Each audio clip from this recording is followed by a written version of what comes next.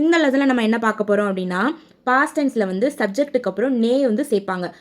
ஆனால் அது எல்லா இடத்துலையும் சேர்க்க மாட்டோம். எந்த கேஸில் வந்து சப்ஜெக்ட்டுக்கு அப்புறம் நே சேர்க்க போகிறோம், அதுக்கு என்னென்ன ரூல்ஸ் இருக்குது அப்படின்றத அந்த லெசனில் நம்ம டீட்டெயிலாக பார்க்க போகிறோம். ஸோ லெசன் ஸ்டார்ட் பண்ணுறதுக்கு முன்னாடி ரூல்ஸ் என்னென்னு பார்த்துருவோம். ஸோ நம்ம எந்த கேஸில் வந்து நே அப்படின்றது சப்ஜெக்ட்டுக்கு அப்புறம் சேர்ப்போம் அப்படின்னா, அந்த சென்டென்ஸில் வந்து வந்திருக்க வேர்பு வந்து டிரான்சிட்டிவ் வேர்பாக இருந்துச்சுன்னா சப்ஜெக்ட்டுக்கு அப்புறம் நம்ம நே சேர்ப்போம், பாஸ்ட் டென்ஸில் மட்டும். டிரான்சிட்டிவ் வேர்ப் அப்படின்னா என்ன அப்படின்னா, அந்த வேர்புக்கான டைரக்ட் ஆப்ஜெக்ட் வந்து அந்த சென்டென்ஸில் வந்திருக்கும். ஃபார் எக்ஸாம்பிளுக்கு, நான் தாஜ்மஹாலை பார்த்தேன். ஸோ இந்த சென்டென்ஸில் வேர்ப் என்னது? பார்த்தேன். எதை பார்த்தேன்? தாஜ்மஹாலை. ஸோ இந்த தாஜ்மஹால் அப்படின்றது தான் டைரக்ட் ஆப்ஜெக்ட். ஸோ இங்கே டைரக்ட் ஆப்ஜெக்ட் வந்திருக்கனால நம்ம சப்ஜெக்ட்டுக்கு அப்புறம் நே சேர்க்க போகிறோம். ஹிந்தியில் இதை எப்படி சொல்லுவோம்னா, மைனே தாஜ்மஹால் தேக்கா. ஸோ சப்ஜெக்ட்டுக்கு அப்புறம் நே சேர்த்துருக்கோம் டைரக்ட் ஆப்ஜெக்ட் வந்தனால.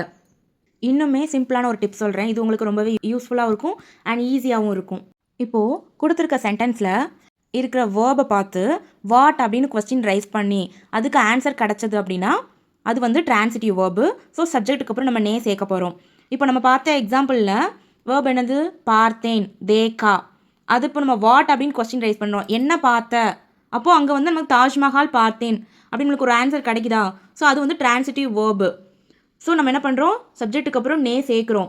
அதே மாதிரி இன்னொன்று கவனத்தில் வச்சுக்கோங்க, அந்த சென்டென்ஸில் வந்து ஆப்ஜெக்ட் வந்து டைரெக்டாகவும் வரலாம், இல்லை மறைஞ்சும் இருக்கலாம். ஃபார் எக்ஸாம்பிளுக்கு, நான் பார்த்தேன், மைனே தேக்கா. இப்போ இங்கே தேக்கா அப்படின்றது வேர்பு.